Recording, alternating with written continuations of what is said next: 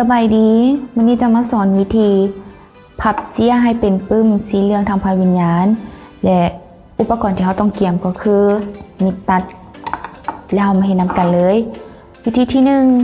1พับเจี้ยให้เป็นรวงตั้ง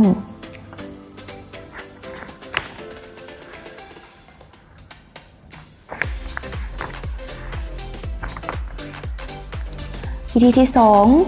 พับเจี้ยครึ่งหนึ่งให้เป็นรวงนอน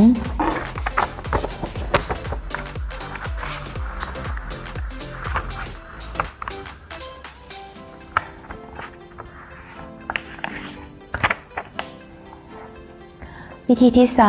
3พับเจี้ยอีกข้างหนึ่งให้เป็นรวงนอน2เทื่อ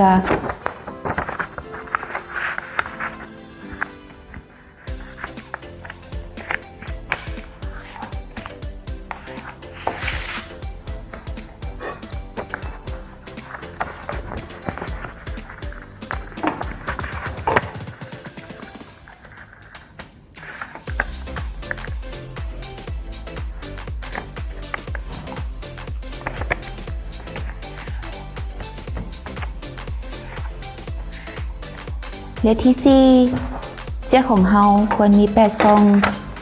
แบบนี้และวิธีที่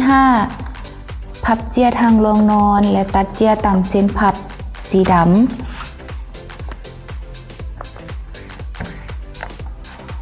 เราจะตัดเจี้ยตามเส้นสีดำที่ขีดไว้อยู่นี้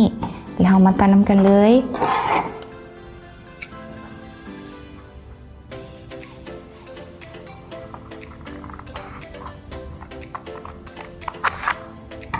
หลังจากที่เราตัดเจี้ยแล้ววิธีที่6จับเจี้ยทั้งสองฝากเข้าหากันและพับ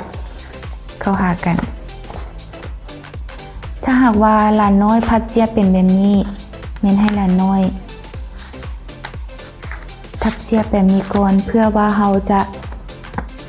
จับเจี้ยได้ง่าย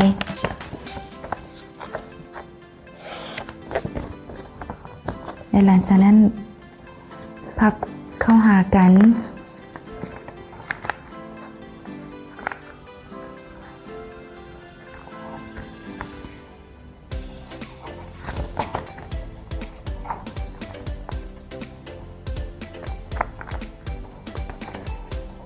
เพียงแต่เท่านี้หลานน้อยก็เฮ็ดสำเร็จแล้ว